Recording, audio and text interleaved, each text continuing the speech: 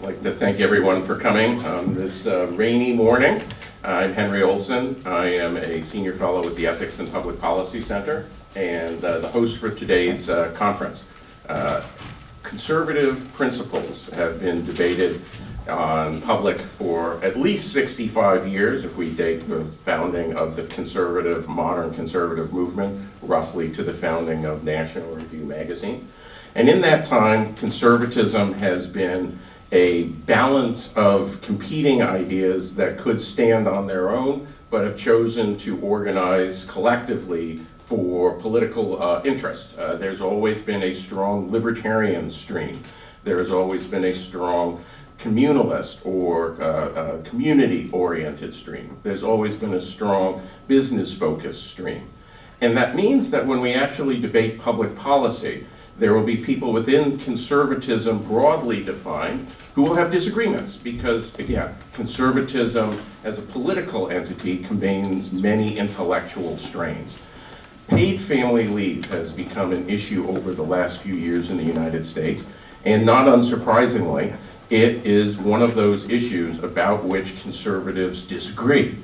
So we at Ethics and Public Policy thought it might be a good idea to sponsor some discussion so that the arguments within the conservative family can be aired and heard by those who are trying to weigh and wrestle with this issue and decide what is the right thing to do.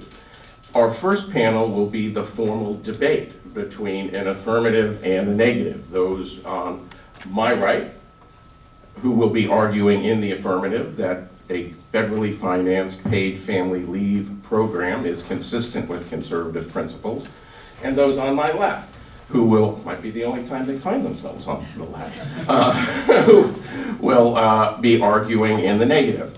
As with any debate, the affirmative will go first. I'd like to introduce all four of our debaters to begin. For the affirmative, we have a resident scholar, Aparna Mathur of the American Enterprise Institute, and senior fellow Kristen Shapiro of the Independent Women's Forum. Taking the negative, we have research fellow Rachel Gressler at the Heritage Foundation, and senior research fellow Veronica Ruggi of the Mercatus Center. So we will start with the affirmative, which by agreement their time will be split. But first up to the podium to take the affirmative is Aparna Mathur.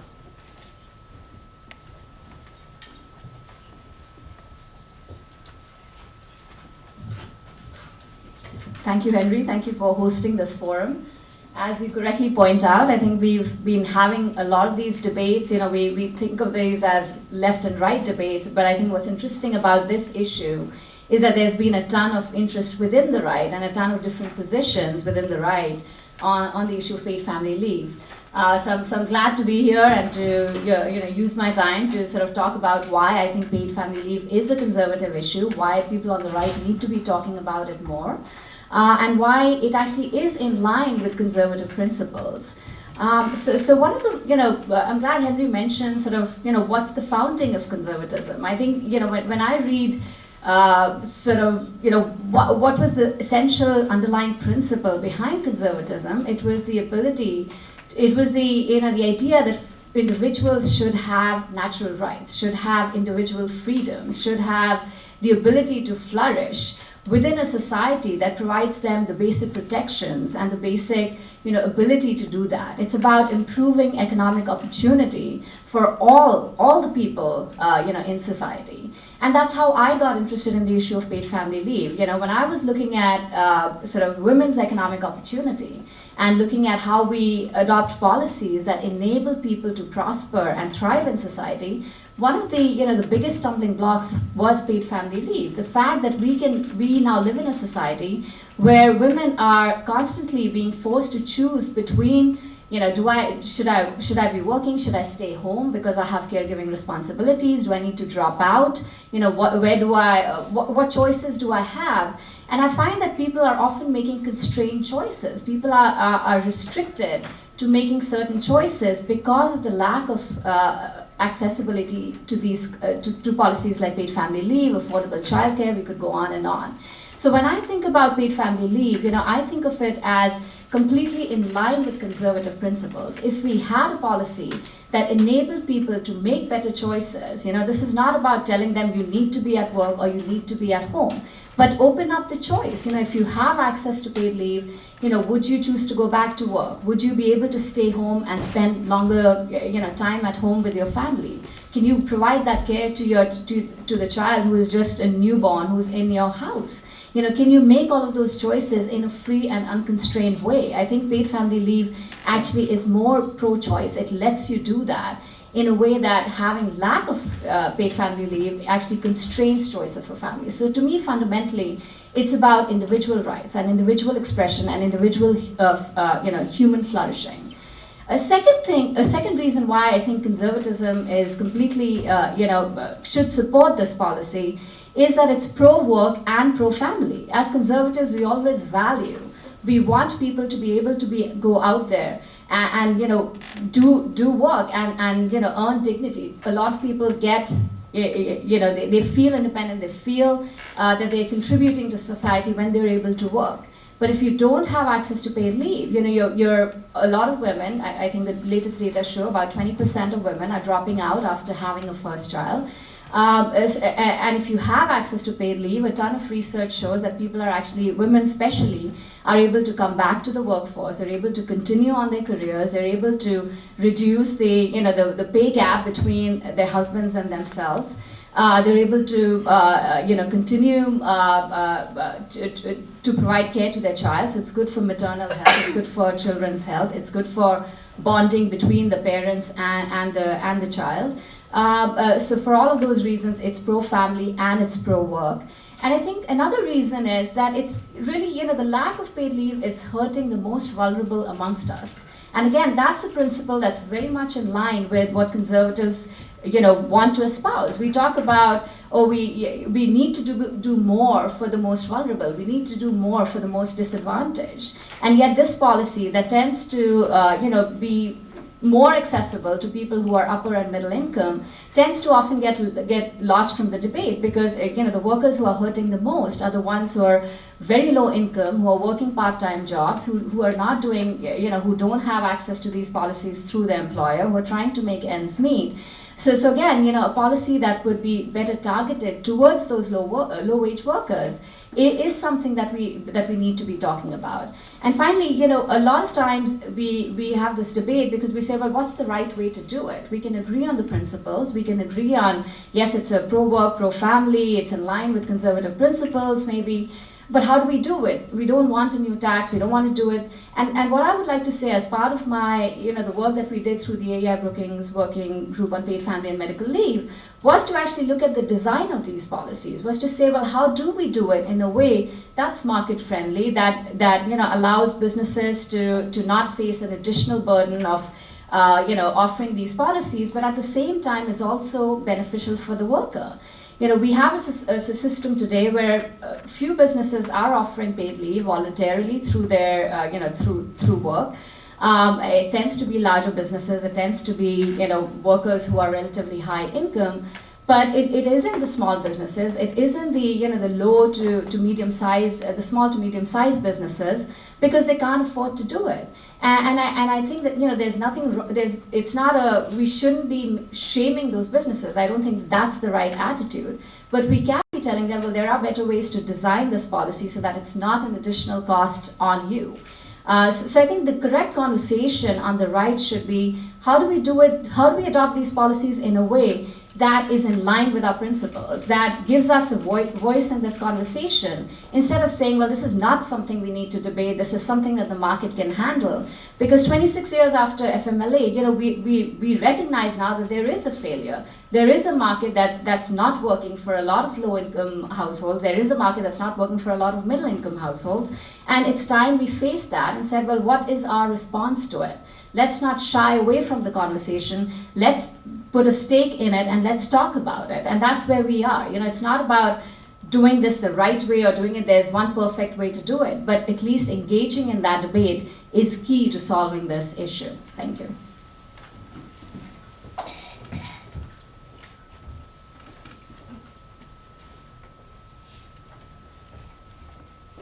Thank you so much. I think Aparna hit on the key reasons why paid family leave is consistent with conservative principles, but I'll beg your indulgence while I hit on a few more. And first and foremost, paid family leave is pro-life. Most women who have abortions say they cannot afford to have a child, and that is why they have an abortion. It's only logical that paid family leave, by reducing one of the most significant economic barriers to having a child, will reduce abortions. Coincidentally, the women who get abortions are by and large the women that Aparna mentioned don't have access to paid leave through their employers. They're younger, and 70% are poor or near poor. These are the people who don't have paid family leave and don't have options, but immediately returning to work after having a child. And if that's your option, a lot of women choose to not have a child. But I think why paid family leave is pro-life runs deeper than that. How much more compelling would a pro-life platform be if it weren't just being against abortions, but instead supporting a host of policies that are pro-family? And it does not get more pro-family than supporting family leave. The Department of Labor estimates that 1 in 4 women return to work within 2 weeks of giving birth. And you guys look pretty young, but I can tell you as a mother, even a lot of you don't have a child yet, in 2 weeks, your child may not have regained their birth weight. They probably can't lift their head up. These are children that nobody wins when an 8-pound baby who can't lift its head up goes to an institutionalized setting and rather than being cared for by a parent. SIDS peaks 2 to 4 months after having birth. Paid family leave is therefore strongly, actually, the studies show, associated with a decline in infant mortality. 10 weeks of paid family leave, one study showed, decreased infant mortality by 10%. A separate study similarly found that each month of paid family leave drops infant mortality by 13%. So putting these in concrete terms, the studies range from about 2,500 to nearly 8,000 babies a year in the United States would be saved with paid family leave. But in addition, in many ways, the United States, it's important to recognize, is already paying for paid family leave for certain people. The Pew Research Center found that for employed people who don't have access to paid leave with their employers but need paid leave, 20% of them go on public assistance to finance paid leave. And that number jumps to almost 50% for low-income women who need paid leave. How many of those people, once they go on public assistance, then don't get off? If we could show them an affordable option for financing paid family leave that does not resort to public assistance, we will save money in the long run. And to put this again in concrete terms, a Rutgers study said that low-income women who took paid leave after giving birth, or no, who just took leave after giving birth, unpaid leave, paid leave, reported receiving $500 less in public assistance than women who took unpaid leave. And then, as Aparna mentioned, paid family leave, I think conservatives have a big negative reaction to it because they think, oh my gosh, we're not Sweden. You want to turn us into Sweden, or some of the Scandinavian countries, or even other countries in Europe that aren't Scandinavia. But as she mentioned, and I don't want to get into it because I believe the next panel will be overviewing some of the conservative ideas to support paid family leave, but it's not Sweden. There are ways to support paid family leave that don't involve new taxes, they don't increase government spending, and they don't put mandates on businesses. And that is in fact why I think it is absolutely crucial for Republicans to lead the way on paid family leave. Because if Republicans don't, then the only option for paid family leave out there will be policies that would turn us into Sweden. And then finally, my high school debate coach said, it's about the judge, stupid. You always tailor your argument to the audience. And so I would be remiss if I did not point out, even though it's not a grand philosophical point, because I assume many of you are congressional staffers, paid family leave is really popular, including amongst conservatives. IWF, the Independent Women's Forum, just commissioned a large national poll, and approximately 3/4 of voters support a federal paid family leave policy. And you would think that number would drop significantly for Republicans, but no, actually 60% of Republicans support paid family leave. Only 16% of Republicans are opposed. And if you're thinking about moderate or swing voters, about 75% of those individuals support paid family leave, only 8% oppose. So if conservatives can lead the charge on paid family leave, it will be a win for dropping infant mortality, it will be a win for conservative principles, and it'll be a win for your bosses. Thank you very much, Kristen. And now for the negative, we will have Veronica Ruggi. Good morning, everyone. Thanks for coming this morning. The reality of my life is that I thought this print was big enough, but it isn't. So I'm going to have my glasses. So the question before us today, at least the one on the invitation, was, is paid family leave consistent with conservative ideas? And obviously this is a no-brainer.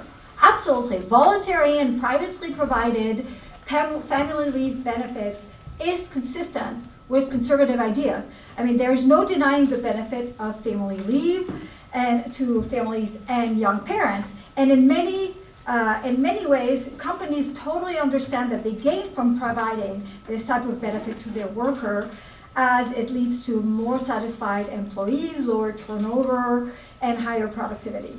So yeah, paid leave as a benefit is great. And so is a 25% minimum wage. If we live in a world where there is no cost, no trade-off, and the reality is optional. So if the question today before us is actually, is the federal provision of paid leave a conservative idea? The answer is a resounding no, and here are a few reasons. First, as I said, it is not the role of the government to provide paid leave, and it's definitely not the role of the federal government. Besides, federal paid leave policy could never serve workers as well as privately provided policies negotiated between workers and employers based on their own unique needs and circumstances. And in some cases, it means no leave, all cash. Second, it is actually unclear what conservatives want family leave for. They keep arguing that there's no paid leave, but actually according to government data put together by Vanessa Brown-Calder when she was at the Cato Institute, different sources, very respectable, you can go check them. Actually, women reporting getting paid leave one way or another go between 45% and 63%. This is an increase, by the way, of 280% since the 1960s. And also, as a result, the number of women who actually drop after having their first child and don't never go back to work has actually dropped significantly too. In the real world, when business can afford to pay family leave, they increasingly do so when they feel optimistic about their bottom line, as hundreds of companies felt after the announcement of the tax reform in 2017. They announced that they will extend their existing policies or even start creating new ones. In fact, Target recently just announced that it was going to extend its paid leave policy to its part-time employees. The good news is that actually when these companies extend, what we've observed is that it doesn't just go to the people it used to go to, which was highly educated people, because according to a report by the President Obama CEA, 72% of paid leave went to highly educated women. When companies expand, they actually start going to hourly workers and low-wage workers. So that is not to say that we should be surprised then that in spite of this dramatic increase in paid leave, there are still workers who actually don't have access to paid leave. Men and women who usually don't benefit paid leave are historically lower income women and hourly wage workers who often don't even qualify for the current 12 weeks of unpaid job protected leave through the FMLA of 1993. They are the same workers who often prefer to take their leave as paid cash rather than part of it in a fringe benefit. And that really actually matters. Trade-offs do exist. Whether paid leave is provided privately or through the government, there's always trade-off. And that brings us to our third reason to oppose government provision of paid leave. In the real world, there is no free lunch. While the need to implement a paid leave policy at the federal level is said to be necessary to bring the United States into alignment with other industrial countries, all of which have mandated paid leave, in reality, such policy would simply mimic a policy that has already backfired elsewhere. There's a large body of literature on the negative impact of government paid leave on women's wages, their ability to get promoted, and their overall employment.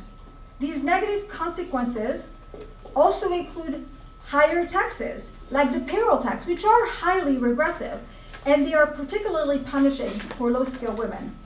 You just can't wish these facts away. And in fact, talking about polls and support. When women are actually presented with those trade-offs which are inherent to the provision of paid leave, their support for paid leave actually collapses. When you start telling them, how about getting promoted less? How about less cash pay and more fringe benefits for sure? How about maybe fewer hours? Their support goes down. This is the real world, and people understand trade-offs when put before them.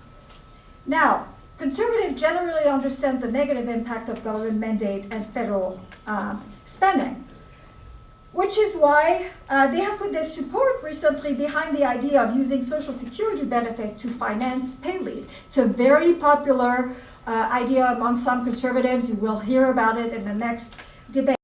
New parents would be allowed to collect Social Security after the arrival of a child, even for adoption, in exchange for postponing the retirement by a few weeks, decades into the future. This option, we are told, is really conservative and should make us feel good because it doesn't require an increase in the payroll tax, and over a 75-year period, it's actually revenue neutral, and it doesn't have a mandate, right? But even if that policy was possible to implement as is, and we'll go back on why it's not, it's still a bad idea. I mean, Social Security obviously has a lot of problems, yet it has one quality that fiscally responsible people should care about. Although in practice it's an income transfer program, each individual still has to earn its benefit. Each worker pays the payroll tax over his or her career. The payment of these taxes make the person eligible. So effectively, it's contribution first, benefits later. Using Social Security to pay leave would turn the contribution then benefit pattern on its head. Benefits happen first, then contribution come later. That's problematic in many ways. The most obvious one is that there is no actual money actually sitting around to pay benefits. These additional benefits, by the way. There's only a promise to repay benefits decades after workers receive them. In addition, we have a ton of evidence that this dessert now, spinach later policy is never carried out in full. What you end up with is dessert now, so people take the benefit, and that spinach, well, it will be later force-fed to taxpayers as politicians won't stick to their commitment to make parents retire later. There are a few reasons for this, right? You can't tie the hands of future Congresses. Today's politicians are weak, future politicians are going to be weak too. And last but not least, Social Security faces massive deficit and the prospect of a 20% benefit cut in 2035. So big spending cuts are already coming our way. The bottom line is that while on paper and over 75 years, the provision of paid leave benefit through Social Security looks as if it doesn't grow the size of government. At the minimum, we can all agree that it grows the scope of government, something that shouldn't actually, that I didn't realize was really a conservative value, but times change. In addition, it will add, as I said, plenty of spending in the short and middle term through Social Security because it's going to take decades for the repayment in the form of later retirement take place. And of course, one wonders what else Congress might want to finance using Social Security benefit is if a family leave plan creates that possibility. Now, I want to talk about something that should really be important to conservatives. As Henry has told us, there's a strong libertarian streak in the conservative movement, but also a community streak. And that consequence of having the federal government involved in paid leave will have consequences. Is something that conservatives should care about and we rarely talk about. Having a federal paid leave policy will shrink the size of civil society. In states where they have government paid leave policies, employers ask their employees to take the government benefit first And either they will fill the gap between the old benefit and the new one, or they won't provide the benefit anymore. That effectively substitutes the state intervention for private sector intervention. The same will happen here.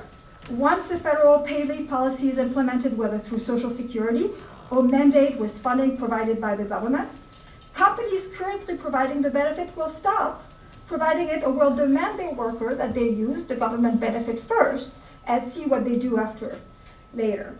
For all these reasons, I really want to ask conservative and you going back to your offices and talk to your bosses, ask whether you really think this is a wise thing to do for conservative to open this door. And of course we can talk about the politics of it, which is there's a lot of argument that are being made that if we don't do it, right, if the conservatives don't do it, the Democrats are going to do it.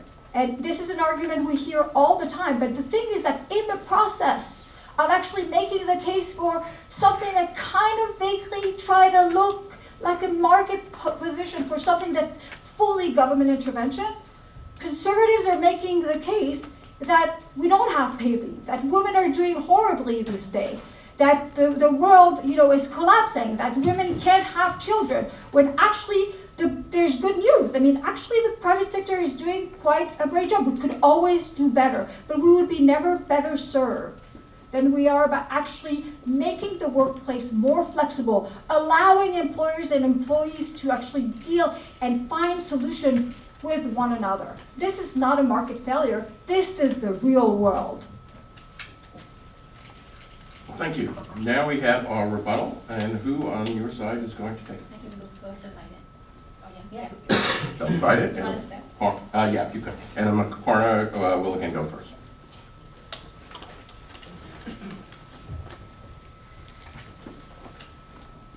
Thanks, Veronique. It's always helpful to hear from Veronique because there's always this case about why government intervention is bad and we shouldn't be talking about it. I ask you why? Why is government intervention bad? What's the larger goal of conservatives? Is it to encourage human economic opportunity, to encourage human flourishing, or is it just to minimize the size of government? There's a reason why conservatives are talking about the role of government today. There's a reason why conservatives have always said there's a limited role for government in ensuring economic opportunity, in ensuring that we can all achieve our best, our best aspirations in life. What's the situation with the FMLA today? We passed the unpaid job protected leave in 1993. It's 26 years. We today have a few more states that are starting to offer paid leave. There's a ton of variation in who gets access and who doesn't. When you look at the unpaid FMLA, again, 40% of low wage of workers are left out, who tend to be low wage workers, who are the most vulnerable workers. When you talk about the private sector, no, there isn't this massive, everybody's getting paid leave. You're right, there's a variation. When and I can share the A.I. Brookings paid leave report. When you look at who has access to parental leave, it's about 14 to 15% of workers. When you look at who has access to medical leave, yes, about 70% of workers have access to sick days. When you talk about family care leave, it's again about the same number that does parental leave. That's not an ideal situation. Now you can say that a lot of women have access to paid leave, but a lot of them are cobbling together paid sick days and paid vacation days. Do you think it's where sick days are about 7 days a year that you have to accumulate over your work life during the year? How is that a substitute for having access to paid parental leave that's about 4 to 6 to 8 weeks? How is that a substitute for people feeling comfortable, saying, okay, I need to stay home with my child because I just had a baby? How is that ideal? How is why would people be going back to work 2 weeks after having a child if the benefits were that universal? If people had access to leave through their employers? And again, every data that we've studied, and we cite a ton of that in our report, The low-wage workers, the most vulnerable workers, are constantly left out of these policies, whether it's at the employer level, whether it's because the FMLA only applies to workers at larger businesses or medium-sized businesses, not to anybody who's working at a business that has fewer than 50 employees. There is a role for government. This is exactly where the government needs to step in and say, okay, we need to figure out, how do we make this work so that everybody who needs access to the policy has it. And again, I'm not for a generous, when nobody's talking about make us like Europe, don't give anybody 52 weeks of paid leave. That is the average for paid parental leave when you look at, paternity and maternity leave. Who's talking about that in the US? People are arguing here for 6 to 8 weeks. In every state that has done paid leave in the US, we've had about 6 to 8 weeks or 4 weeks. The most generous policies have been 12 weeks. There's no comparison. All of the effects that we see on women being discriminated against, women not, rising up the career ladder, those studies come from countries where people have had a year of paid leave. Yes, maybe they're willing to make those choices. But even if you had a 6-week policy and you felt that, I need to get back to work, nobody's stopping you from doing that. So I think at the very least, we have to say we have to provide choice. Let people make those choices, but let them have the choice. How can you say we won't give you 6 weeks because we're so worried that there will be discrimination against you, that you will not be able to rise up the career ladder, so let me not give you parental leave when you need it. What's the choice? What's the alternative? That either I'm going to quit or I'm going to decide, okay, my employer is not willing to do this for me. Can I leave, come back to the labor force? We know all the, the long-term adverse consequences of women doing that. How can we sort of close our mind to that and say that, there's no failure. Everything is working great. Women are doing well. Everything is going great. We don't need, we don't need any kind of intervention. Now, when it comes to cost, absolutely, there's a huge cost to providing paid leave policies, which is why, again, as part of the AEA Brookings Working Group, we said, okay, we've put together a cost model. We said, let's look at what the cost is of providing each type of policy. Nobody wants to ignore the cost. Every business that you speak with says, yes, there is a cost to us of providing this additional benefit, and especially if you're a small business. So how do we do it so that small businesses want to opt in? How do we do it so that employees who work at these businesses still have access to paid leave, but it's not a burden on the business? I think those are the right questions to ask. Those all deal with the design of the policy. But it's not a debate about whether or not we should have the policy. I think it's time we move forward from that and said, yeah, I agree with the basic principle, but how do we do this? How is the private sector supposed to do this? If you don't want the private sector to do more and you don't want the government to step in, what's the solution? Everybody doesn't have, a relative who will come and say, okay, I'm going to look after a 2-week-old baby. That just doesn't happen. So you need an institutional setup. My basic question is, what is that institutional setup, and where is that? Where do you see that coming in? And the final question about crowd out. Absolutely, you should worry about what happens when the state steps in and the private sector decides that they're going to offer, that they're going to step out of these policies. The existing evidence, everything that I have read, at least in the California program, which has 6 weeks of paid leave since 2003, 2004, doesn't suggest a crowd out by businesses. Now, some employers may decide, okay, if you're getting 6 weeks through the state, maybe my benefits will start after 6 weeks. There's nothing wrong with that. Every employer that's offering paid leave is not going to say, well, I'm just going to not offer this benefit because you're getting it through the state. And even if they do, that's something that we need to study. But that's, in my mind, that's not necessarily a bad thing. So the question is, a lot of the employers anyway who are offering these policies tend to be far more generous than anything that we're even talking about at the state level or even at the federal level. So I just don't see, how that is a massive problem with thinking about or talking about paid leave. Yes, a lot has to do with the design. Do we make it a 4, 6, 8, 12-week policy? Who bears the cost of this? Should this be on the employee? Should this be a government program? Social security? Should this be done some other way? What's the wage replacement rate? How do we make sure that people stay attached to the workforce and are not just quitting, because, I have 100% wage replacement, I'm going to stay home, and take that full extent of leave. there are a million questions to be discussed, which is what we did with the working group. But to me, that's the start of the conversation. That's not the end of it. The fact that it's complicated to figure out what's a good policy for the U.S. shouldn't be the end of the debate. That's the start of the debate. Thanks.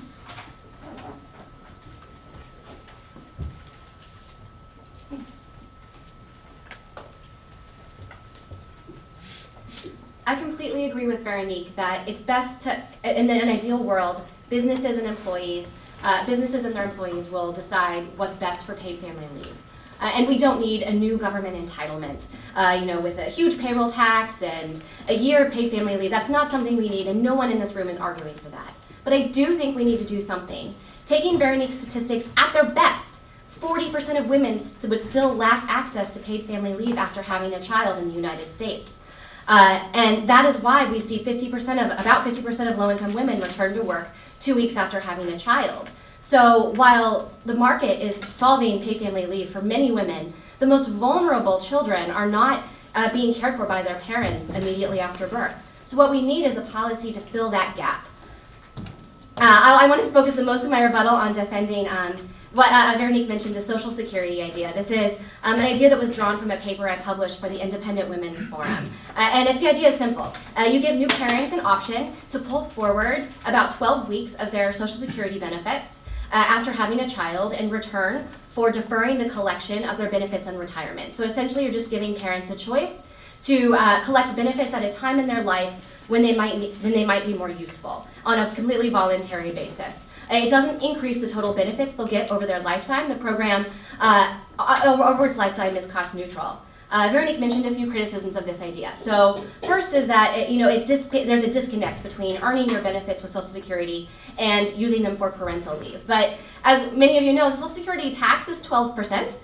So it doesn't actually take very much time for you to earn a parental leave benefit under Social Security. That's why IWF calls this Social Security earned leave. You only have to work for, I think, about a year to earn a parental leave benefit. And all of the proposals out there have minimum amounts of time you need to work to earn Social Security parental leave. Veronique also mentioned that Social Security is facing problems and there's going to be a deficit in the future. That's absolutely true. No one argues against that. To put parental leave and the spending in context of Social Security spending, it's a fraction of a percent. The Social Security actuaries have studied all of the conservative proposals out there for this proposal and found that they have a negligible effect on Social Security's finances. And in the long run, they may even be positive. And Veronique mentioned probably the most serious criticism is the concern that policymakers will forgive the deferral period. And so eventually it'll just transform into a new entitlement. Well, that is not what the politicians are proposing. That's something that is a fear that might happen down the road, but there's no evidentiary basis for this fear. I think a lot of this concern is drawn from the idea that other entitlement programs have eventually expanded. So you see, for example, Social Security started off small, and now it's the major retirement program. But all of that history has occurred in the context of a program that's actually started off as an entitlement, not as a program that just gives you more control over benefits that you're going to be getting anyways. And then also she said that she's the fear that companies will stop providing benefits. I think that is a fear that is very founded when you have an idea like the Family Act, which is a traditional entitlement where everyone is taxed to fund a new government program for parental leave. But in the Social Security context, if benefits still have an incentive, businesses still have an incentive to offer parental leave, because if you can get parental leave through your benefit, then you don't have to defer your retirement benefits through this program. So at the end of the day, I think, and if you don't believe me, then I'll just appeal to authority here. Senator Mike Lee is one of the senators that's put forward this proposal and introduced legislation modeled after the proposal.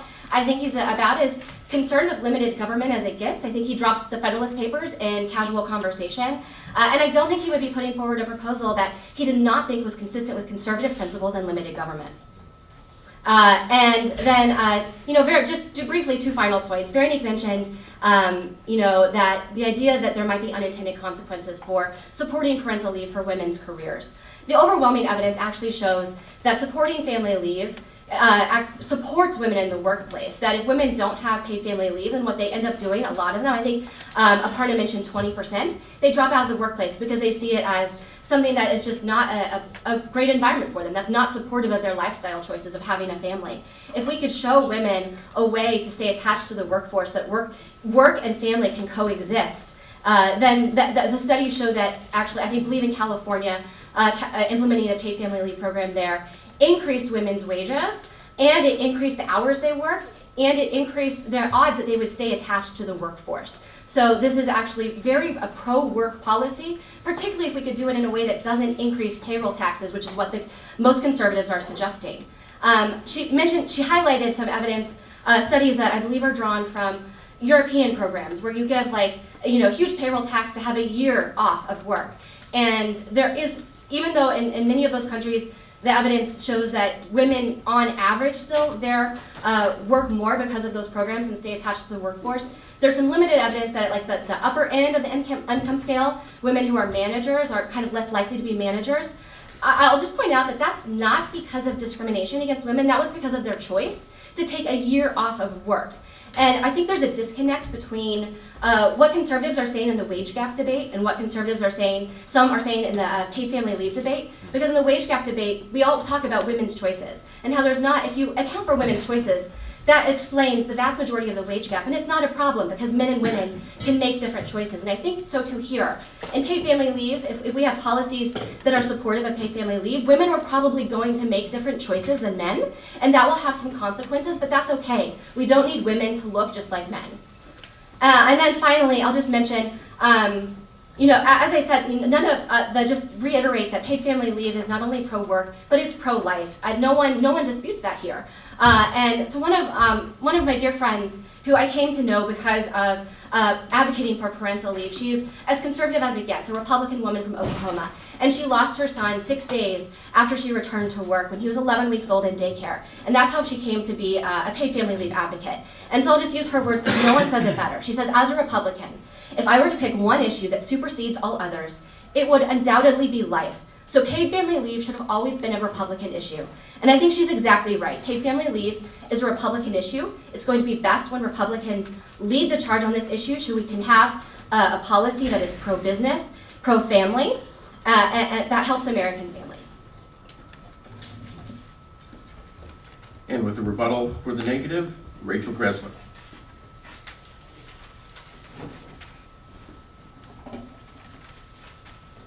Thank you. I think there are definitely some things that we agree on here. We agree that conservatives support families, and so of course we support paid family leave. We agree that a one-size-fits-all federal program would not actually work best for most workers. We agree that workers and employers, instead of taxpayers, should be the ones to pay for family leave. And we know that a proposal like the Family Act would not end up meeting most workers' needs, and in the end it would actually be disproportionately hurting those workers, lower income people that we're trying to help the most. I think where we don't seem to agree is on the purpose of Social Security, on Congress's future ability to refrain from expanding what Kristen described would start out as a small program with a minimal cost and would only be for parental leave, and then changing it into a large scale, massive program that would cover all types of leave at a very great cost. So I agree, the Social Security idea is tempting. I'm talking about this one first because it's the only proposal that we actually have in legislation from conservatives. So we pay into the system. Why not let us take the money out earlier when we need it as opposed to having to wait to retirement? Especially when theoretically, at least this shouldn't cost any additional money to the federal government. But that's a slippery slope. If I can borrow from Social Security for paid family leave, why not also to repay my student loans or to buy a home? Student loan repayment is actually already a proposal that has been made. And then before long, you have workers and families becoming reliant on the federal government to make the choices that they should be making on their own through saving and budgeting. When we started out, what was Social Security? It was a small-scale anti-poverty program. And I want to bring this up because Kristen pointed out what's the fear that this is going to grow over time. Well, because policymakers kept increasing its missions, its benefits, and then its costs, that program is now financially broken and will only be solvent through 2035, at which point it can pay about 75 to 80% of benefits. As it stands, we have no legal claim on our Social Security benefits. People think that it's something that you pay in and the money is sitting there and you earned it and you have a right to take it out in the future. The Supreme Court has ruled we have no right to that. Congress could tomorrow enact a law that said Social Security is over, you get nothing, current retirees get nothing. So the proposal is based on the notion that we own that, but it's simply not true. Furthermore, Congress is already spending every dollar that you and I pay into the system for current retirees. It's not in a savings account accumulating for the future for us. It's already going out the door. So the notion that we have earned this benefit, what we've actually earned is future Congresses committing to taking taxpayer dollars from younger workers in order to fund our benefits. The only way that our Social Security is actually there is if they do that in the future and if they raise taxes significantly on workers in order to fund those benefits. So Social Security needs to be fixed, and it needs to be fixed in a way that makes it smaller instead of larger. So admittedly, this proposal does provide a limited paid parental leave benefit, but those constraints would never hold. Some more evidence of why they would never hold. When Social Security started out, it took 2% of our paychecks. Today, it takes 12.4%, and this week, the House will be holding a hearing on Democrats' proposal to make Social Security solvent by increasing the tax rate to 15% and expanding benefits to everybody. This was supposed to be an anti-poverty program that was limiting the benefits so that people weren't living in poverty. Now most people think of Social Security as their primary source of income in retirement, and it provides 45% of your pre-retirement income to 20% of our population. So if enacted, there would immediately be pressure to grow a program, whether it's Social Security or whether it's some other targeted small-scale federal program.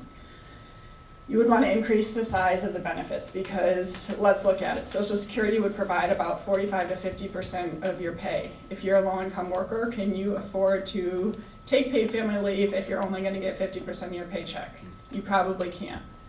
This is where you actually don't benefit the lower income people because they are the ones that need 100% of their pay in order to keep paying their bills. Higher income people can afford to take 2/3 or 1/2 of their paycheck, and so they're the ones that would be more likely to use this proposal. That's what we've seen in European programs, is that they're actually regressive.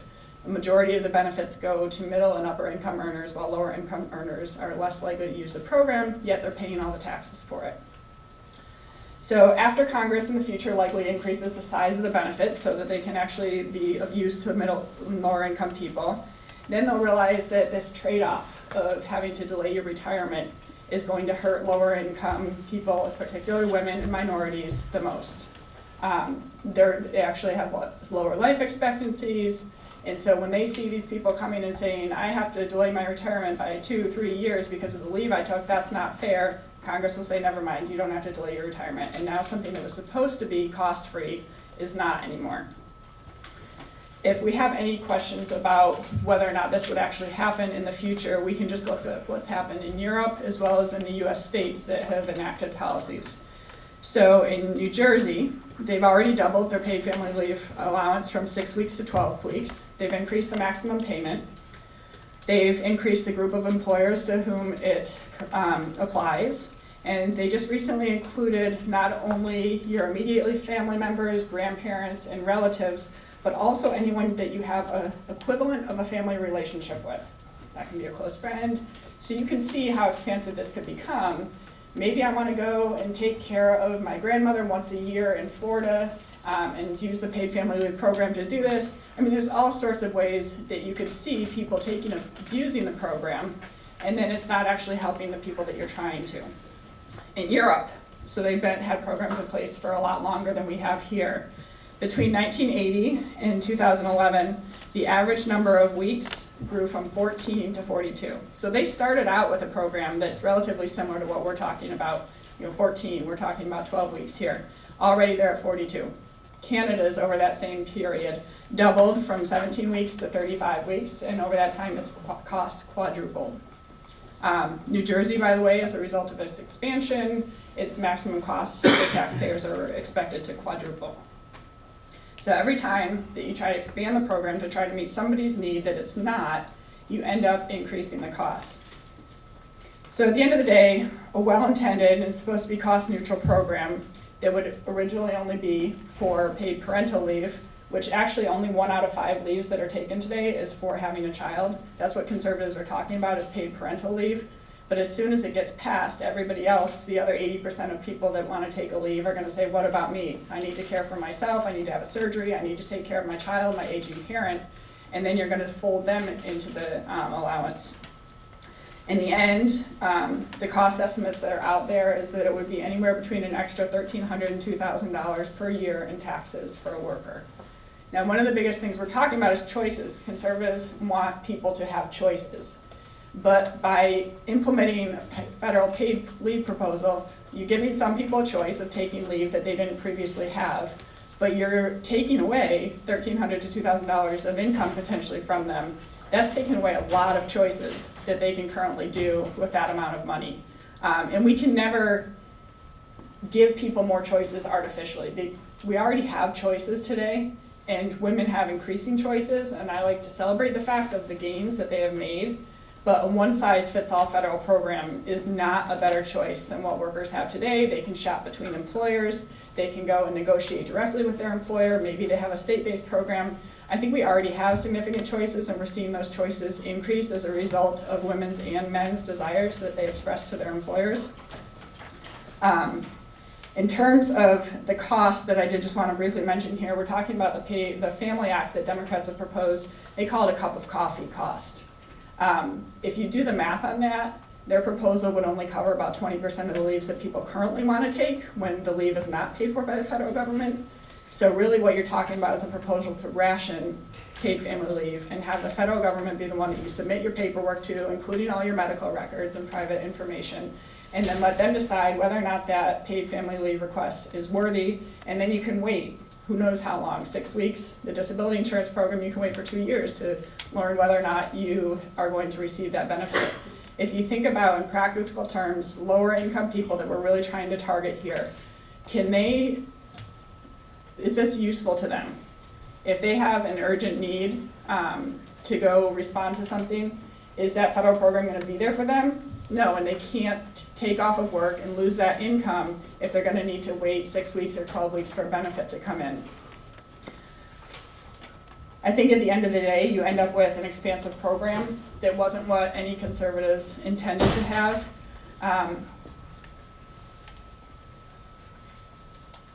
Trying to decide if I want to focus on here. I mean, I think a lot of this comes from my own experience with paid family leave and just realizing what a benefit it is to be able to work directly with your employer. And there's just no way, when we're talking about, is there a role for the federal government here? And should we establish an institution, as my colleagues have suggested, so that there's another choice? I don't think that's what you end up with in the end. I don't want to have to go around my employer and not be able to work directly with them and see what works out best for me and for my employer.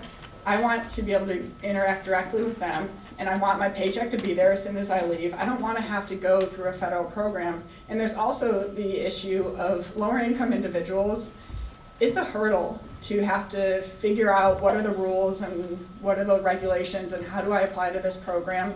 It's not something that's actually going to end up working very well for them. Even the Social Security proposal, you think of the administrative burden of that. First of all, are they going to know about it? In New Jersey and California, fewer than 50% of the population knows about the programs, and in New Jersey, only 1% of eligible people take it. So you have a big lack in awareness, but say we do have a federal program and we're more aware of it. Do we really know what the implications are? And I think lower income people are going to be less prone to understand it and to be willing to take that risk and to be willing to go through the headache of having to file all the paperwork necessary. I will get to some of the solutions that I think that we can be for as conservatives without intervention in a later period, but I did also just want to talk about some of the issues that my colleagues brought up in terms of support for paid family leave. Yes, everybody in general supports paid family leave. I think 82% of Americans say they would like paid family leave. Only 11% support a federal program. This is a Pew Research study. 62% of people would rather have private employers pay for it. I'm not sure what these studies are that are saying that a majority of people want federal paid family leave program. A Cato study found that yes, there's support for it, but when you actually talk about what are the costs, people don't want it. They want it if it's notionally cost-free, but not when they have to pay for it. And I think people recognize that the best type of program is one that comes from their employers. And we can see that there's been a huge expansion in this recently, particularly the Tax Cuts and Jobs Act. You saw all these large employers that are employing lower income people, Target, Walmart, Lowe's, Chipotle, coming out with new programs, and those are exactly the people we're trying to get at. What the gap really is not just low wage workers, it's more smaller employers. They're the ones that aren't advanced, they haven't been in business long enough, they haven't had the time and the revenues to set up a formal paid family leave program. And just in terms of who has access, when you say paid family leave, I have a lot of friends and relatives who don't have access to paid family leave, but they've still taken it. They've taken it through paid time off policies, vacation, other things, and they haven't really been that limited. They've been able to take what they want. And so in terms of who's actually has access to being able to take leave, it's a lot higher than we talk about. One thing that I thought we agreed on, but maybe not, is there a role for government intervention here? I thought in general conservatives did not think that the government should be intervening in these choices, but maybe some of my colleagues believe they should be. When you have government intervention, you have a one-size-fits-all policy that doesn't work for everybody. And in the end, it's either extremely expensive or it results in rationing. I don't think that that's something that we want to turn to here. So I will just conclude now with saying that I don't think that there's any role for a federal program in paid family leave, because in the end, what we will get is less take-home pay for everybody and more intervention in the choices that we would rather be making on our own without the government telling us what our options are. Thank you very much. We have a few minutes before we turn over to the audience for the panelists to directly quiz themselves, or if they're shy, which I don't think they will be, I'll step in and quiz them. So I'd like to turn to Parna and Kristen to ask, are there one or two questions that you would like to pose to your counterparts? And then I will ask you for the same, and then we can have that discussion. So first the questions here, then any questions here, and then I will moderate a discussion between you. Yeah, so I guess it seemed to me like, and I don't want to harp on the Social Security proposal too much, but just briefly, if I'm hearing you all correctly, it seems like while you may not be a huge fan of the proposal itself, most of your concerns stem from what might happen later and what might be done to the proposal. And I guess I have two questions, two sub-questions. One is, in terms of what might happen later, it seems to me like if there is political momentum for a traditional entitlement, that's going to happen regardless of what conservatives do with parental leave. And if anything, if we could show that there's a policy that's not an entitlement that can make parental leave affordable, so it's unnecessary, perhaps it stops the gap. So I'm curious as to your thoughts on that. And then second, it seems to me the Social Security proposal, I see your concerns, but it also seems like this introduces a novel concept that hasn't been really done before in terms of benefit programs, which is the idea of a trade-off, that you take a benefit, but there's a trade-off for that benefit. And so that conservatives introducing that trade-off, that people essentially pay for the benefits themselves, could be not expanded on to become a traditional entitlement, but that concept of a trade-off could actually be used to apply to other programs like unemployment insurance, which kind of to roll back other entitlements. And so I'm just curious as to all of your thoughts on that blurb I just said. Can I just add to that? Yeah. I'll start with this. Oh, sorry. Yeah, and just to add to that, I mean, so just a very broad look at, what would you support? So you wouldn't like the government to step in and, let's say, do a payroll tax or have a mandate on employers.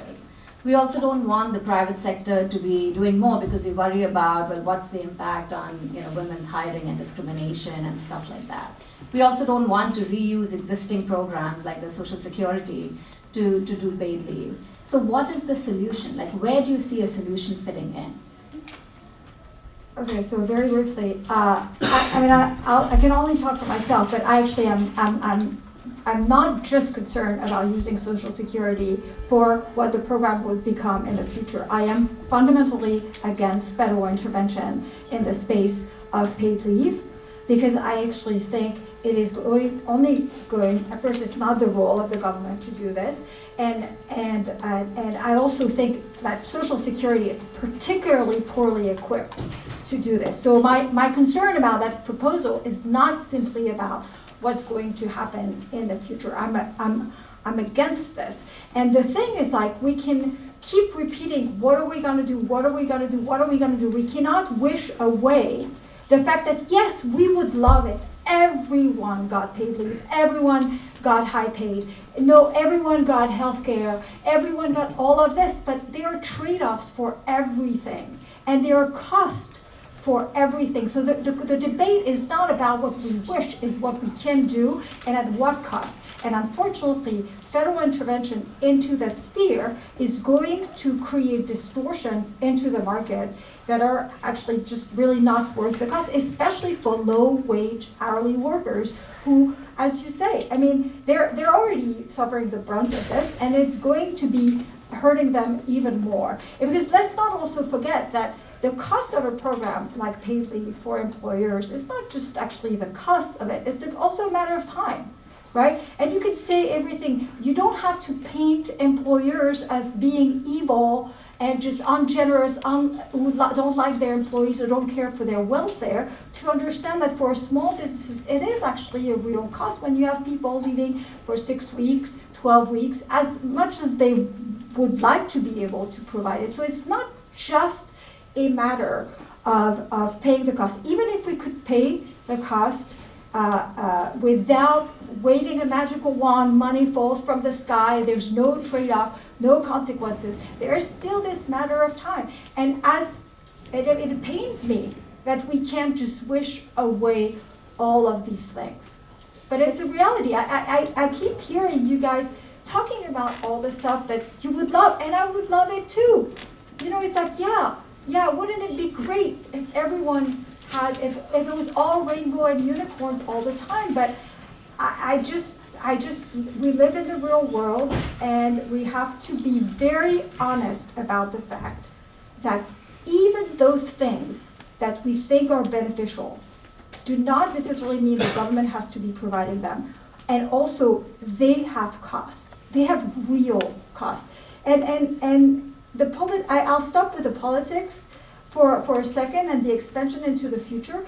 It is indeed one of my big concerns. You keep talking about Europe as like 52 weeks of vacation or whatever. I come from France. They don't have 52 weeks of vacation. And yet the impact and the distortions, I mean, are quite severe there. Now, granted, it's not the only thing that they do.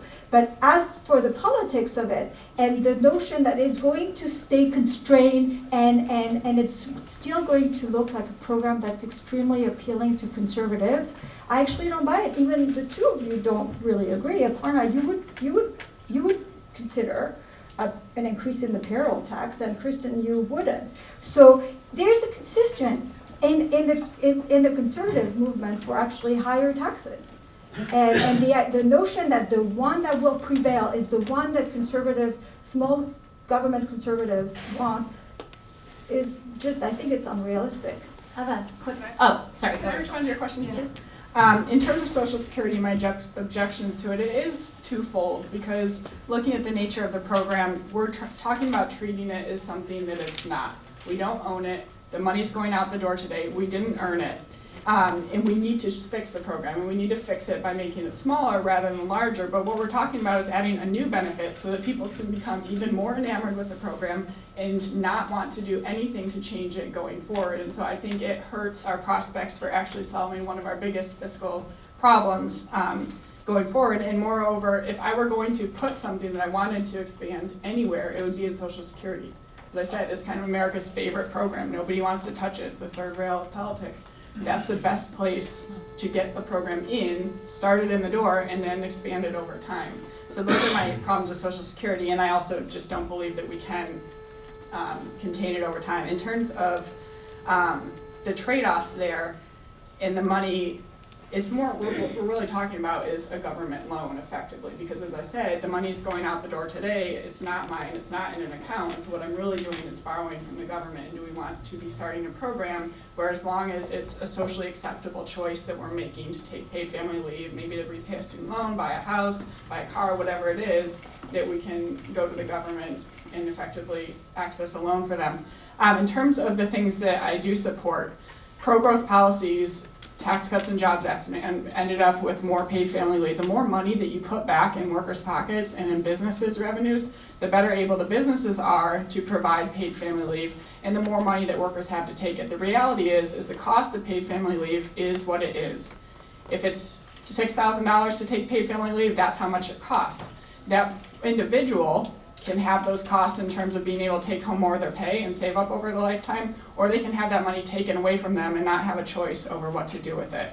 And so, cost being what it is, I think individuals are better off having that money of their own.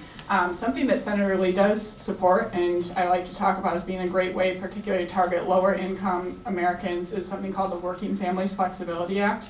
And what that does is it just lets low-income workers who are paid hourly wages, who receive overtime, choose whether they would like to take overtime pay at time and a half or overtime paid time off at time and a half. A lot of people don't realize this, but federal law currently prohibits private sector workers from having that choice. It allows it for public sector workers. So that's something that specifically gets at this group that we're trying to, lower income workers, without a new government intervention, instead taking away a regulation that's there. Universal savings accounts, that gets at the middle and higher income group. Anybody could save into an account that's not just for retirement, not just for college, but that they can tap for anything. And even if we don't implement USAs, you could allow workers to use their 401k to take paid family leave. Having a payroll tax credit for private disability insurance is something I've talked about with regards to that program. Actually, between about 40%, maybe 50% of workers have access to private disability insurance today, and that covers maternity leave or your own medical leave. So in terms of who actually has access to types of leave, this is another way that a lot of people already have access today. And then just reducing the regulatory burdens that we have out there so that employers have more resources to provide. And the question that I was thinking of for you is, do you support paid parental leave only, or which is like a 20% of the leaves that are taken, or do you support paid family leave broadly, incorporating everybody that wants to take some form of paid family leave? And then also, can you point to any benefit program the government has ever implemented that has either stayed the same or decreased over time? So just on the paid parental leave question, yeah, we, as a group, we do support paid parental leave. We are more concerned about expanding it to family care and medical leave. As I pointed out, data show that people, either already do have a lot of medical leave through employers, through state disability insurance programs. So I'm not in favor of sort of bundling all three like the Family Act does and saying, we need a uniform policy on that. But I do think sort of addressing each gap separately is a good research question. Parental leave, absolutely. You can argue as much as you like that people have access to it, that people are using vacation days. It's not that ideal. A lot of people don't have access to, haven't accumulated that many sick days, don't have access to vacation days, are not in states that have state disability insurance programs, and therefore do not have access to maternity leave. And that is why we're doing this research to actually highlight that data. If everybody had access, it wouldn't be an issue that would even, we would be debating here today. I do think, on the right, there is a larger focus on the cost issue, and that's precisely why within the working group, we said, okay, costs are central to this debate. How do we account for the cost? We cannot stop the conversation at saying there are costs, so let's forget about it. There are going to be costs. We can't talk about this policy because there are costs. Every policy has a cost, and yet we have 1 million policies in this country that have actually benefited workers a whole lot. So no, we are not one-sided. No one's saying that there is just a benefit to it, so we need to do something. There is a realistic assessment of costs. As part of the A.I. Brookings group, we created a paid family leave cost calculator. We said if we implemented our paid parental leave policy, how much is it going to cost families? It comes out to less than $100 a year. The Cato survey that you pointed out, Rachel, earlier, ask people, how much would you be willing to pay for a paid parental leave policy? Yes, the higher the cost, the less likely they are to want to pay for it. Obviously, if it's $1,000 a year, nobody wants it. But if it's $200 a year, people want it. People are willing to pay for it. So again, the question is, how do we design a policy that's minimally costly but provides maximum benefits to people, right? Again, on the right, there is a big focus on voluntary tax credits. And again, it's great. We need to have voluntary systems. If we want to incentivize employers to do this, if we want to create systems where people can pay into a savings account and then accumulate, again, how does that really improve access to the most vulnerable workers? No tax credit, there is no research study yet of the Fisher tax credits. And a lot of times they are also left wondering, who is this going to appeal to? A lot of companies are already offering policies, and yes, very likely they will avail of the tax credits. But a lot of small businesses are not going to jump in and say, oh, this is huge. I'm getting a 12% tax credit because I'm letting my employee take 4 weeks of leave. So again, we have to be realistic about how far these policies are going to go. And if they're not reaching the workers we really set out to reach, then we have to figure out ways to do it. Savings accounts are not going to work for the lowest income workers. They're not. If that were true, people would be using that today, and we wouldn't see the issues that we're struggling with today. So I think even on the right, there has to be a response to, yes, there is a cost. What is that cost? How do we help overcome it? Can it be a cost on employees? This is an earned benefit. Can we put the tax on employees? Can we put the tax, can the government help subsidize some of these costs? Is that a more realistic way to do it? So again, I would say don't stop the conversation there. Let's talk about it. I completely agree, and I had one question because you mentioned taxes and the Working Families Flexibility Act, which I kind of see as a federal paid leave policy. So I was interested actually in studying for the debate that you supported it. Although I definitely see why that's not like a criticism, I was just interested. But I wonder, just how much daylight there is between us. So I was wondering, what if it were not a federal paid leave program were not phrased as like giving parental leave benefits to parents, but instead a 1-year tax abatement, like either from the payroll tax for new parents, which effectively could provide them the same amount of money, but it would be sold or phrased or framed as a tax abatement on the payroll tax. If that would be something in return for a deferred retirement or whatever is necessary to offset the cost of the lost tax revenue, if that would be something either of you would support. I think that's an interesting concept, and I like it more than the other proposals that we've talked about, the Social Security one. But where we have to consider the implications are if we're talking about letting people not pay their Social Security tax for 1 year. I've done some math on that. I think you could take about 4 weeks of paid leave. But what that does is it provides a huge windfall benefit, and we're trying to only target the people who don't have access to leave now and who would not otherwise be able to take it. If there's a proposal that lets anybody take that gap in paying the payroll tax, they're all going to take it. I would have taken it 6 times now, and I didn't need to. And so this is a big benefit, and you're driving up the cost, and okay, we're going to drive the cost up, we're going to make it universal. That means higher taxes. The higher taxes are going to go across everybody. And I've heard the Democrats talk about this, and they wave a dollar bill in the air and say this is going to cost only the cup of coffee a week, whatever it is. First of all, I don't think that we all have a concept of what it is if you are living in poverty or working in a really low wage job, what even $5 out of your paycheck per week can result in. If you are spending every dollar that you earn, having even a couple more dollars come out of your paycheck can have a significant impact on lower income individuals. And then is the cost really just that? I mean, you talked about $100 for the average family. It's pretty simple to look at the math. What does that cost? We know that about 20% of people in any given year want to take a paid family leave. So basically you pool 5 people together, that's going to fund 1 paid family leave. If you have $100 that they're each paying, you've got $500. If you make $50,000 a year, how much does that $500 let you take and leave? 2.5 days. That's not 6 weeks, that's not 12 weeks.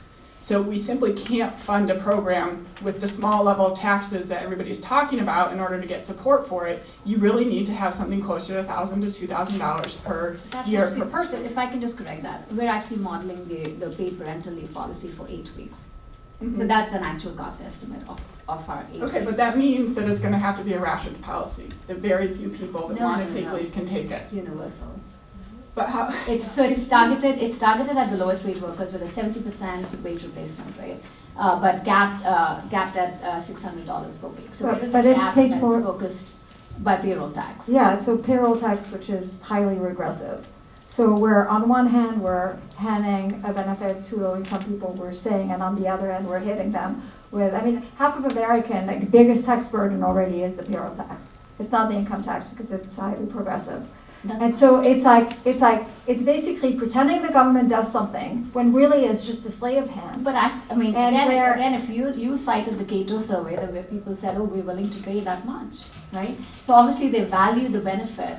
We cannot just say because there is a cost, let's not talk about it. Well, That's all I'm actually, saying. cost is, it actually matters. Of I course mean, it matters. in a world where no politicians, Republicans or Democrats, care about spending, they just made a deal to lift the spending caps for 2 years, which was lift the cost, which would create an additional cost of $320 billion. Supposedly that's a great victory for our military. It's actually not a great victory for taxpayers. In a world where no one wants to talk about reforming entitlement spending, where no one wants to talk about the driver of our debt, no one wants to talk about the fact that our deficit is exploding as the economy is growing and good things are happening, where actually politicians are highly irresponsible. Costs actually really matter at all level, and we just can't say, well, you know, cost doesn't matter. It actually really matters a great deal.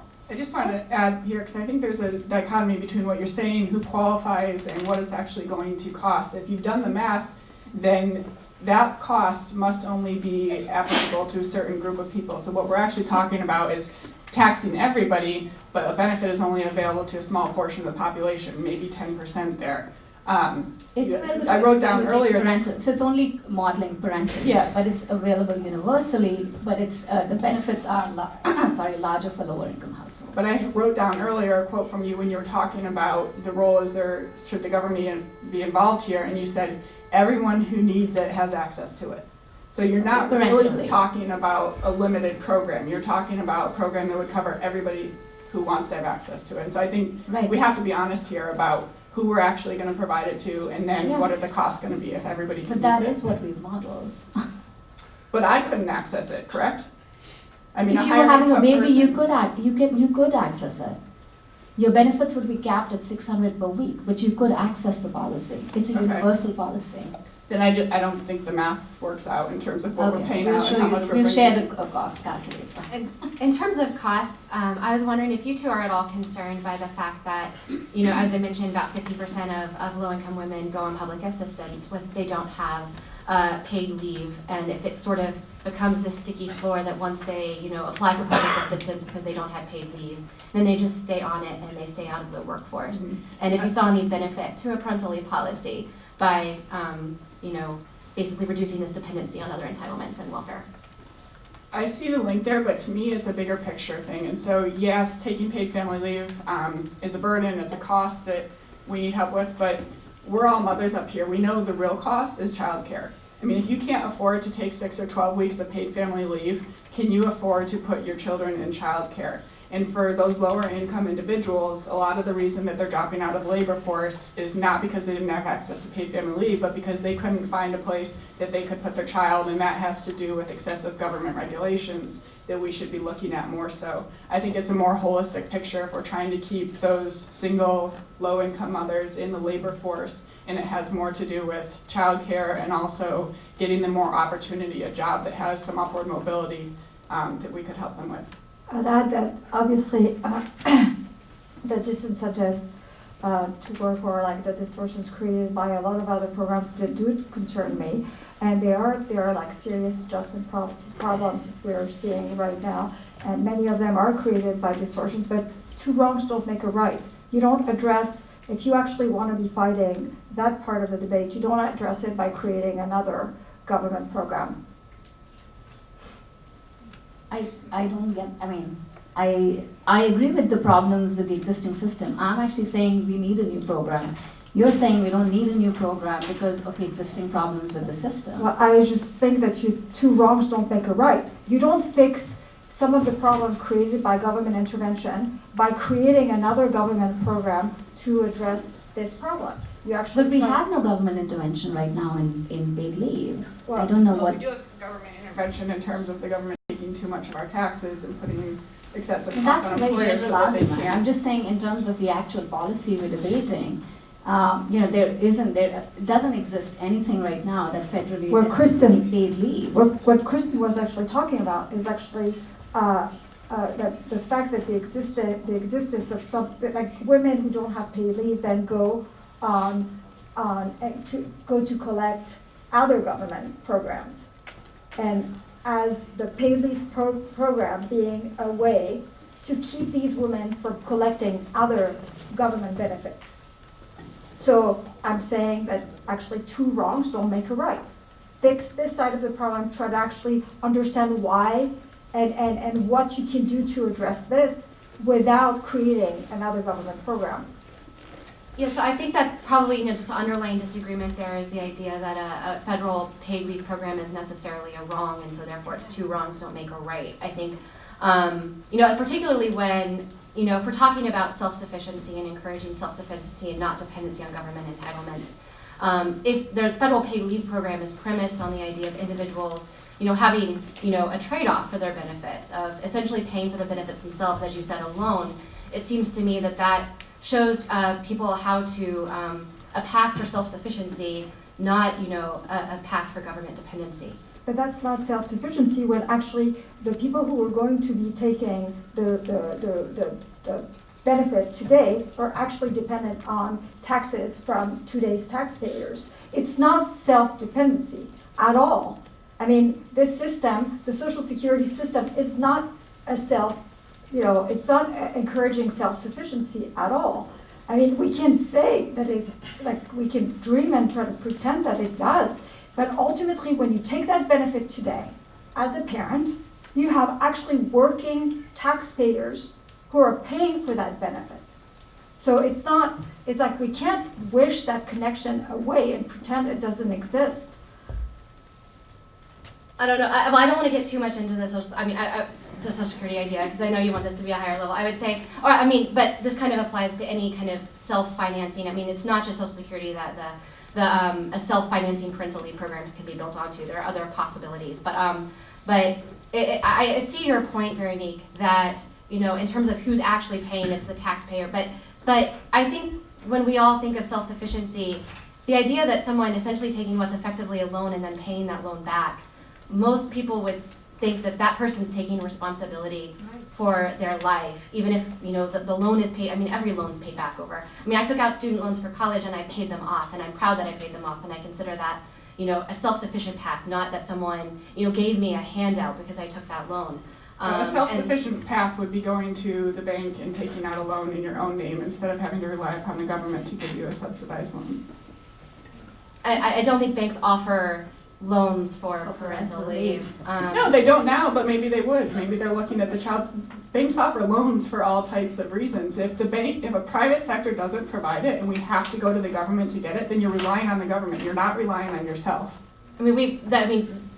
Basically, the need for parental leave has come since women have entered the workforce and we've had two-income families, and there have been decades for the private sector to offer loans for parental leave. I will give a shout out to short-term disability insurance, which offers, the problem with short-term disability insurance and why you can't really have a thriving market there is I think you get a lot of, the vast majority of people sign up for maternity leave, and people who sign up like the year before they have a baby, and then they cancel the policy. So the premiums it's just market-wise, the premiums are so high that it doesn't become an affordable option. So that's not to disparage. I mean, I do think it works for some people, particularly when they get it through their employers. Like you said, 50% of people can get short-term and then you might have like a subsidized short-term disability insurance. So I mean, that's not to say that that's not an important component of recognizing, in the broad scheme, getting people access to parental leave. But I mean, as it is, Most It's low-income also, I women think, don't have It's parental also assistance. looking at like the least costly way of, helping people. You can say you can go to the private sector and get loans for everything, but again, that's not the cheapest way to do it. I'm just going to cut in here, so we have a couple of minutes for audience questions. But I thank you for a very fascinating, direct back and forth. But I want to give the audience a couple of minutes for questions. So since we have 5 to 10 minutes, what I'd like to do, we don't have a microphone, use this microphone. Come up to the top, up to 5 people, file in a line, and if we make them short, I'll take 5 questions. So come up here, first come, first serve. That way everyone can hear and our viewers on the live stream can hear you clearly. You're first, let's go. This is to the affirmative side. Where is the market failure in this? The fact that fewer than 100% of workers get this benefit in no way signals a market failure. I just don't see it. Do you respond? Yeah, the market failure is clear to us. The market failure is that that there are all these women who are dropping out of the workforce or having to make constrained choices about can I stay in? Do I need to stay home? Do I need to give up work? I think there's a social cost to that, which employers don't recognize, which a lot of times constrained families don't recognize. So yes, there is absolutely a cost. There is an optimal amount of labor force participation that I think we should be aiming for, and that we're not getting because of the lack of these policies. So absolutely, there's a market failure. I think the strongest evidence of a market failure is the idea that 50% of low-income women go to work 2 weeks after having birth. Because you could say, oh, just the access to paid leave in general, that doesn't show market failure because maybe people are saving or something if they don't have it. But the fact that you have women returning to work, significant amounts of women 2 weeks after giving birth, I think is evidence of a gap that needs to be filled. Isn't it the case that the gap has been like falling quite significantly over time? What? The gap, like women, like Right, yeah, it's been a little so bit, It's absolutely. like this notion that it's just because right now, it's not what you think the market should provide, but the market is a process. It's actually not a guarantee that it's going to deliver whatever people dream up should be the ideal world without taking under consideration costs. When you actually drill into why some women don't have paid leave, it's actually like quite obvious that it is not it's not a possibility yet. And so But then how long labeling do you want- everything that is less than what we dream, an ideal utopian world where there's no supply and demand, where there's no cost, no price, no trade-off. Learning, that's generalizing argument, and that's unfair. No, but I just- Okay, we're very specific about. Okay, I've got 3 people in line. I want to give them an opportunity. Yes, ma'am. Thank you. Thank you all. This has been very helpful. On the affirmative side, I have a question for each really quick. On the affirmative side, obviously every benefit to a worker has a cost. Why does the benefit and cost have to come from a government? Why can't a business weigh benefit and cost? And as a secondary question, what cost to a government program, to the taxpayer, would be too much for you to pursue this policy? At what point do you say this would be better in the market? And then for you over here on the left, what ways can the government aid businesses in progressing toward more paid family leave or even just family leave? Do you think the Tax Cuts and Jobs Act did well? Are there things that it failed to do? And are there things that we should continue to push for in the government for more choices? So just very quickly, I think the reason we think that there should be some, government intervention is that we also don't want a situation where we're telling employers, everybody reacts against an employer mandate, saying employers need to provide this policy at whatever cost. I think we all react against that. We also recognize that if we start doing that, then employers are going to bear costs, and then they're going to realize that the one way that we can recover these costs is by discriminating against women, not hiring them in their childbearing years, or paying them less. And so, to me, the reason for government intervention is that, look, the private sector is clearly facing a cost, and that's why a lot of them are not doing it. There's nothing wrong with that.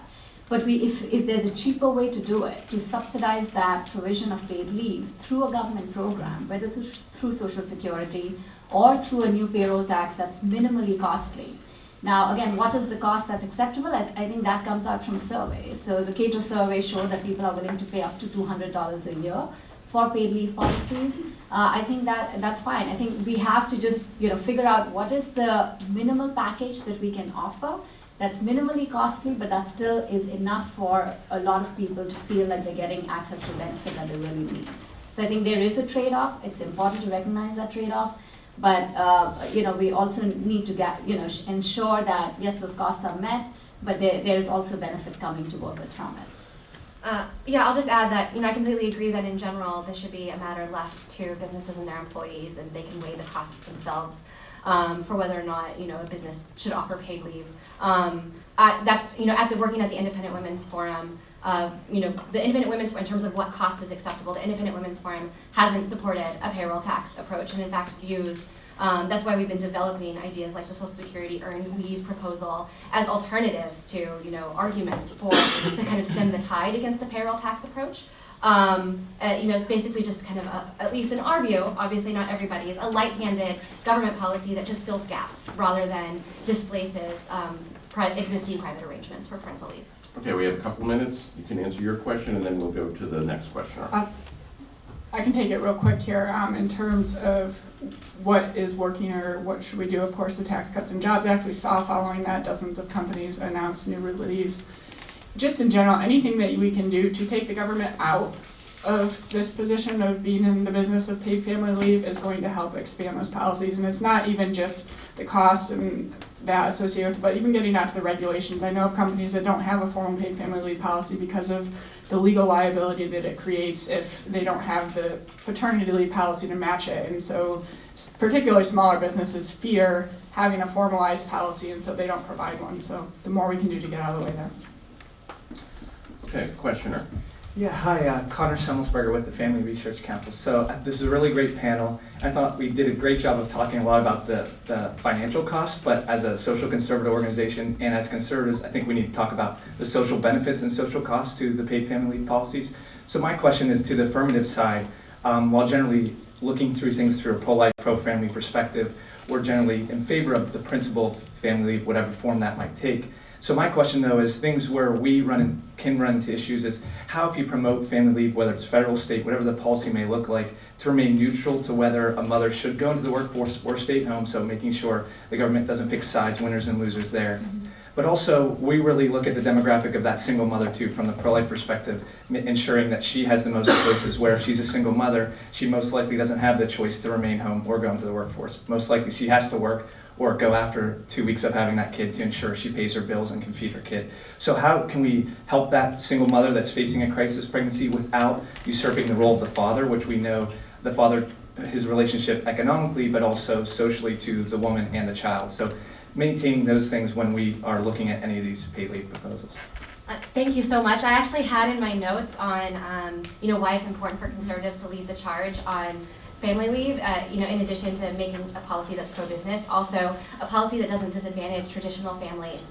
And I think you have to look at how the policy is financed. How it's financed is absolutely critical. Who's paying for it? And so, one of the problems with certain proposals is if you're taxing all workers, all families, to pay for a parental leave or family leave benefits that go towards working mothers, then essentially what you're doing is you're penalizing or taxing traditional families who don't need family leave because the mom stays at home to pay for working family benefits for working families. And so it's just very important to scrutinize exactly how a policy is financed. And I think both of the I'm sure they'll overview legislation later from Senator Lee, Ernst, Rubio, Romney have introduced various Social Security earned leave proposals and legislation that they've tweaked them in different ways to make sure that they're not penalizing traditional families. And that's one of the, absolutely vital, I think, for conservatives to have a voice here, because otherwise you do have a serious risk of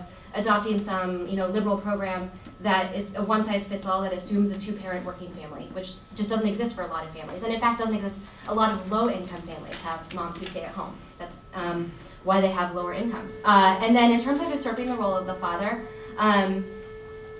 I don't know. I guess I just don't see a parental leave, especially a limited parental leave policy, doing that.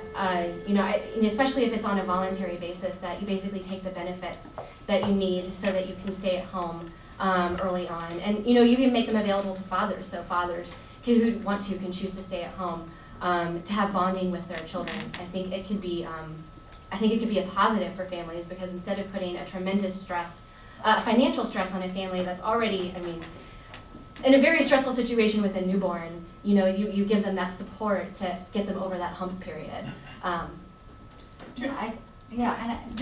All policies that I think are being discussed are gender neutral, so open to both parents. Everybody can access it. We have really interesting new research from Sweden. One of our economists in the US has done that research saying if fathers have access to paid parental leave, it really eases the stress, eases the mental stress on mothers. So I think any policy needs to be gender neutral.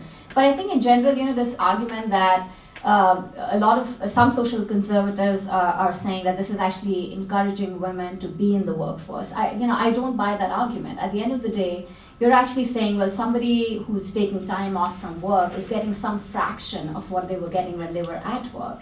So it's not, it's penalizing them. But at the same time, I don't think it's distorting choices for people who choose to stay at home. You were not earning an income and you're not being taxed now, and it's none of your money is going away. So I've never understood that argument about this is going to force women into the workforce. At the very least, it's opening up more choice for people who choose to be in the workforce.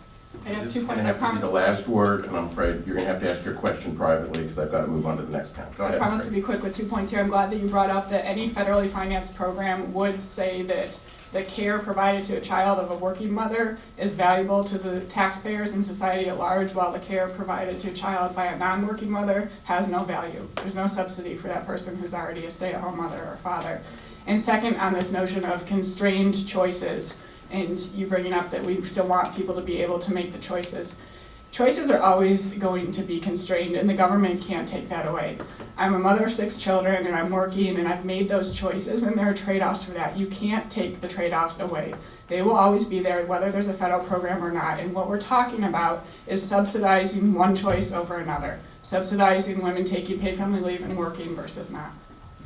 Well, I'd like to thank both of you, the affirmative and the negative, for giving us the answer.